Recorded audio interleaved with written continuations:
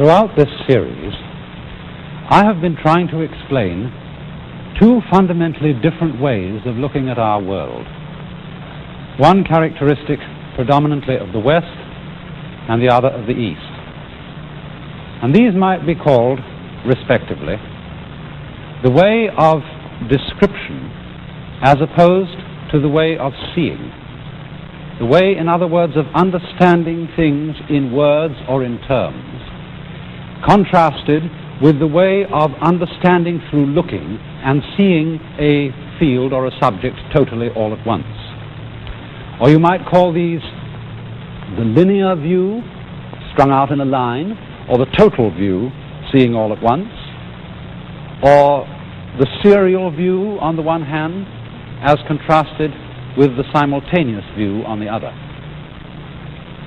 Now, in classical Western science, we have depended largely on this serial or analytic view, which understands the world by translating it into ideas, into words, or into, say, even series of numbers. The basic feature of it being that things are understood in a step-by-step way in sequence. And insofar as we constantly look at nature in that way, we tend to think of nature as something constructed, something, in other words, made or put together as we ourselves make and put things together through a series of steps. And perhaps this gives us the feeling that if we understood nature sufficiently, if we understood in full detail all the steps which go to the making of our universe, we could ourselves make it. Now, it's here, you see, that we get a very fundamental contrast between East and West, and especially through Chinese and Japanese ideas of the formation of nature.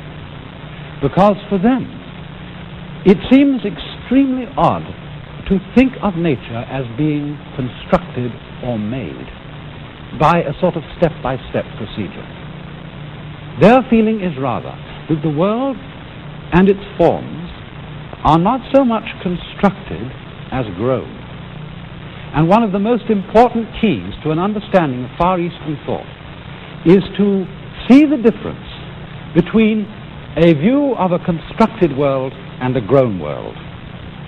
Now, to give a sort of crazy illustration of this, supposing I construct something, for example, an artificial flower. And you know, when you get instructions how to do this, and you buy a book of do-it-yourself artificial flowers, you get a step-by-step procedure which tells you what to do. Step one, take a piece of wire with a black button and fix it to the end. Step two, take the stamens, previously cut out, and affix it to the button. Next step, insert a disc of sticky material, push the wire through the middle, and then affix the petals. Here they go, and notice that as I put them on, I take them from outside and around me, things that are bits, and I bring these bits together to make the flower, the construction, or whatever form it is that I'm intending to create.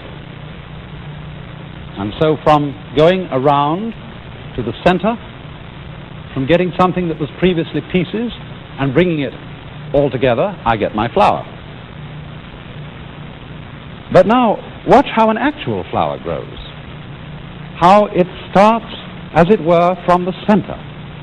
And it unfolds itself, not bit by bit, but all the parts of the flower exfoliating together from the center outwards, in contrast to the making process which goes from the outside inwards. From a situation where the parts are originally all apart, all in bits, and then assembled. Contrasting with a situation where you have some simple beginning, like a seed or a bud, and as it expands, it constellates or forms its own parts from within itself. And this is the fundamental process of natural growth. It's in the same way that the human baby is formed within the womb. It's in the same way that if you watch crystals under a microscope forming in a solution, you will notice the whole area of the crystal, the whole structure of the crystal coming into being all together at once, and you will not see a kind of bit-by-bit assemblage which we use when we make machines or make houses or make tools.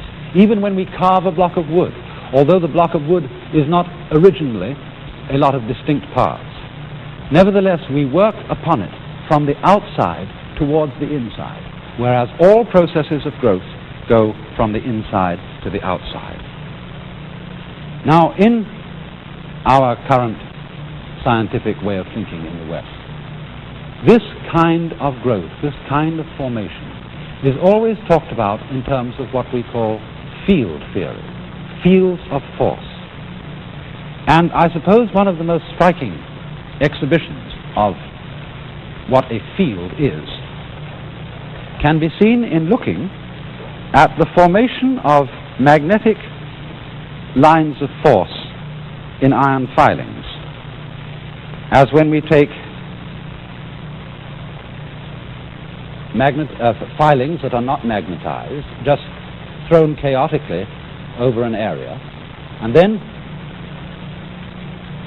with the magnets underneath, notice that all the filings form together into a pattern, the whole area moving together, every single part of it simultaneously, into its shape. And that shows us the whole nature of a field of force. Now, the fascinating thing is that some of these fundamental words which we've been studying throughout this program for the basic principle of nature or the basic reality underlying the world are words that have the meaning of a field. Let's take, for example, the word I introduced to you some programs ago, a term used in Buddhism, sunya, which meant the void, the great space, as it were, underlying the whole world. This has in it the idea of a field, in the same way that basic Chinese word Dao also has the idea of a field of forces, an area in which everything happens. Or again, the Hindu word Brahman, although it doesn't literally mean a field, it's also often symbolized by the idea of a vast inclusive space. And the direct connection of this with the idea of a field comes out in another Buddhist word which describes the entire universe. This Sanskrit word, dharma, that means, well, law or function. Sometimes it means the Buddhist doctrine, sometimes it means a method, but you could say dharma in this particular context means the fundamental order of the world. And so the expression meaning universe is dharma dhatu. And this Sanskrit word dhatu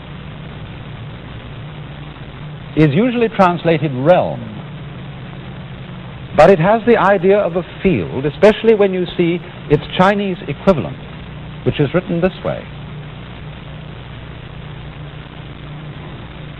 And here we have the character at the top actually means a field, and the bottom part of the character means a shellfish, but think of something like a clam with two shells, and giving one the idea of inclusion or enclosing in, the enclosed within a field. This is dharma dhatu. And then in turn, in the field there is a structure, and the structure of the field is thought of as governing the formation of the universe. And you may remember that in the last program I gave you a particular Chinese word which meant the basic pattern or order of the world. Do you remember this word, which is pronounced Li, and which had as its original meaning the markings in jade, the fiber in muscle, or the grain in wood? This word then designates the basic structure within the Tao, within the fundamental field of the world, and thus its order, which can be, as it were, understood by looking at it, but is too complex, too much happening so fast altogether at once for us ever to be able to analyze it in the relatively clumsy language of words. Now thus, you see, it seems to us that that order is enormously complex.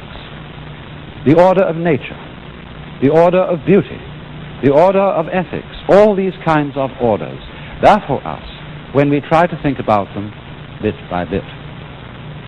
But actually, this order is only a complicated order when we try to think about it. I mean, it's very simple, isn't it, to drink water if you put it in a cup or a glass and toss it down. But it would be extraordinarily complex if one tried to drink water with a fork. And in the same way, the world and the order of the world, the activity within the field, seems incredibly complicated to us when we try to translate it into thinking and into words. But this then is the fundamental Chinese Taoist and Indian Buddhist view of how the formations of the world arise. Not by a step-by-step process which can be put down in a line like the instructions for making the flower, but by something which happens spontaneously altogether at once. And this particular form of activity is commonly represented in Eastern art by many-armed and many-headed figures of various divinities, such as this particular Tibetan figure of Kuan Yin. You know, Kuan Yin is sometimes known as the goddess of mercy, but actually Kuan Yin only became a goddess figure when it reached China. The original meaning of this figure is a representation of the power aspect of nature. And this wonderful Tibetan figure is graciously lent from the collection of my friend Mr. Qinghua Li here in San Francisco. But the interesting thing about it is, you see, that the figure has 3 faces and 8 arms. And you might think that that presents an incredible problem of coordination. But isn't it really the same problem that we have in being alive in the simplest and most fundamental way? Our own bodies, without our thinking about it at all, are doing all kinds of things all together at once, and we don't have to stop to think about it. You remember the little rhyme, thinking of creatures with many arms, the little rhyme that says, "The centipede was happy quite, until a toad in fun said, 'Pray, which leg goes after which?' This worked its mind to such a pitch, it lay distracted in a ditch, considering how to run." And you may have noticed that the same thing can happen to us when we think too hard about how we breathe. Or if you're doing something to which you're accustomed in quite a mechanical way, like knitting or tying your necktie, when you begin to think about it too hard, you get balled up and you start dropping stitches. And so one might ask, how is it possible for Kuan Yin, this figure that we have seen, to use so many arms, to use so many faces, so many eyes? It's the same question. How can the centipede use so many legs? How can we make our bodies function, all the different parts of it going together at once without our having to think about it at all? And the answer that the Eastern world would give is that it happens because it is a field of forces. It is, in other words, a process that's going on, not governed by a boss but a process that is self-governing. Because, you see, their idea of nature corresponds, perhaps we would say, to a democracy rather than a monarchy. In a monarchy, we have a political type of order where one mastermind is telling all the other people what to do. But we are aspiring, aren't we, in a democratic kind of political setup, to have something that is not so much like a monarchy as it is like a living organism, which is self-governing, where all the parts develop independently and yet harmoniously in terms of the pattern in a field. And so, speaking of the fundamental principle behind the world, old Lao Tzu, you remember him? I'll write his name down again, just in case you forget this rather difficult Chinese pronunciation. Lao Tzu, the founder of the Taoist philosophy, who's said to have lived about 600 BC, but probably lived much later. He said, speaking of Tao, the great Tao flows everywhere, both to the left and to the right. By it all things come into being. It loves and nourishes them, but does not lord it over them. Merits accomplished, it lays no claim to them. In other words, this is an idea of the ultimate reality, which does not govern the universe by ruling it, by telling it what to do, but by, as it were, letting it be free to organize itself harmoniously in the same way as you saw the iron filings organizing themselves within the magnetic field, in the same way as you saw the natural rose growing as distinct from the artificial daisy being made by being put together. Now then, these forms of Asian philosophy want us as individuals to feel that we participate in this great democracy of nature, no longer as isolated individuals trying to push it around or command it like monarchs or bosses. For their conception of the omnipotence of nature is not like the omnipotence of a king, but of a self-governing state. Not a mere collection of units, but a body, a self-organizing pattern. And they want us to feel that the true self of each one of us is that entire pattern. Now, in the ordinary way, we feel that although I am doing certain things, nevertheless, most of what is going on in the world is happening quite independently of me. The motions of the clouds and the winds, the circling of the stars, the fluctuation of the tides, the flowing of rivers, all these seem to happen quite independently of the individual me. And yet, the flowing of rivers, which seem to go along by themselves, are surely neither more nor less independent of the individual me than the beating of my own heart, which, although it seems to go on independently, I don't will the beating of my heart. Nevertheless, what is more fundamentally me? The very center of my physiological life. And if I don't will the beating of my heart, might it not also be possible to feel that although I do not will the motions of the winds, the tides, and the stars, that these are nevertheless just as much my activity as the coursing of the blood in my veins, moving without my having to think about it, like the centipede's legs? Might we not be able to feel that the whole eternal universe is our body, like this system here in which every point is defined by its ties with every other point? Now then, The fundamental and final question that remains is, how are we to come to feel that way? How are we not just to think, but actually to realize, to make real to ourselves, to feel that the motions of the heavenly bodies, the rivers, the seas, the winds, are all my body? How are we to feel a general impression of life in which man is no longer the isolated, lonely, separate ego, trying desperately to defend himself by attempting to become the world's monarch, but feeling rather instead a profound kinship and fellowship and fundamentally love for the whole world, just as if it were his own body, which in this view it is.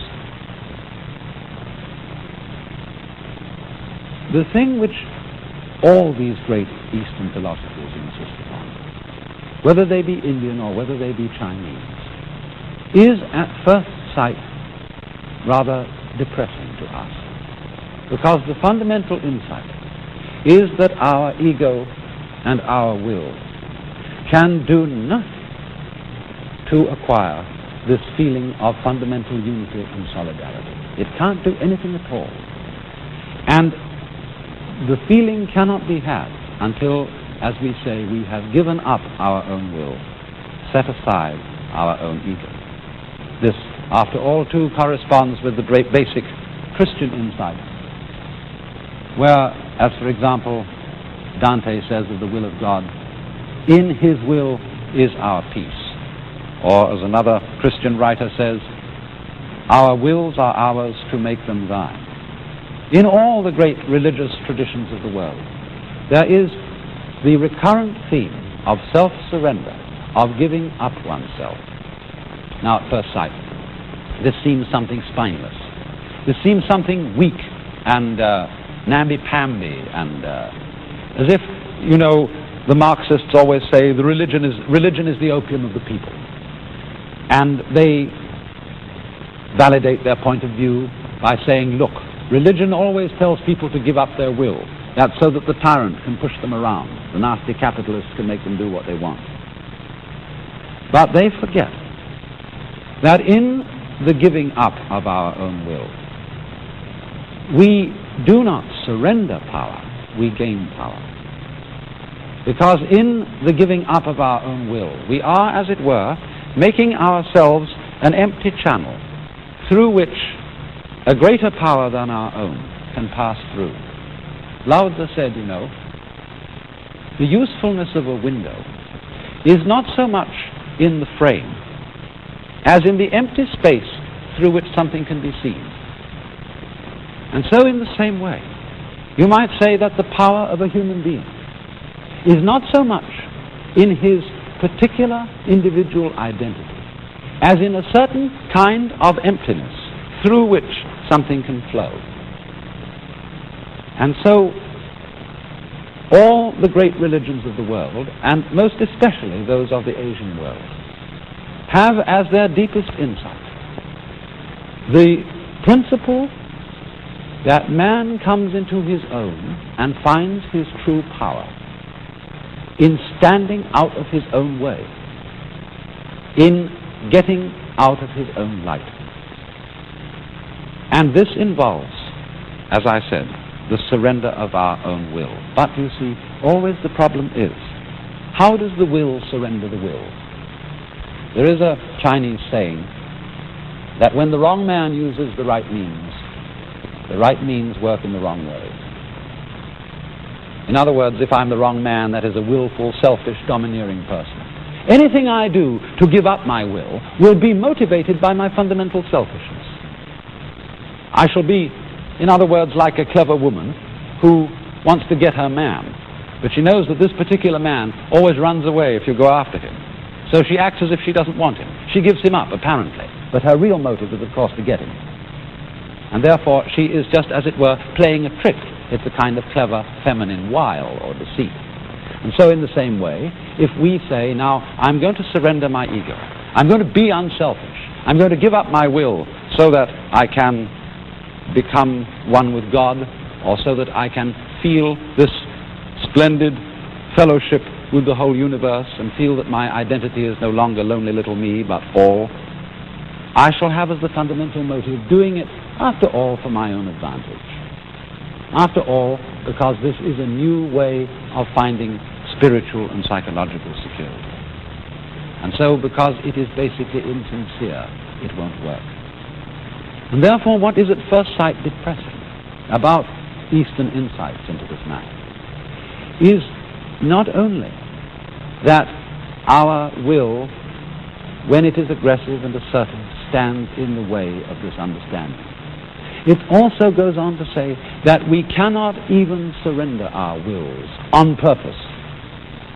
And that when it becomes perfectly clear to us that there is nothing at all that we can do about it, either positively by trying to achieve something, or negatively by giving ourselves up, this is the fundamental deflation of our ego and its whole domineering quality. This is the limit. At this, it doesn't give itself up. It sees that it has no alternative but to give up. And from the emptiness, the silence, the feeling of impotence that follows this, the whole vision of a united world bursts like a flower from its bud.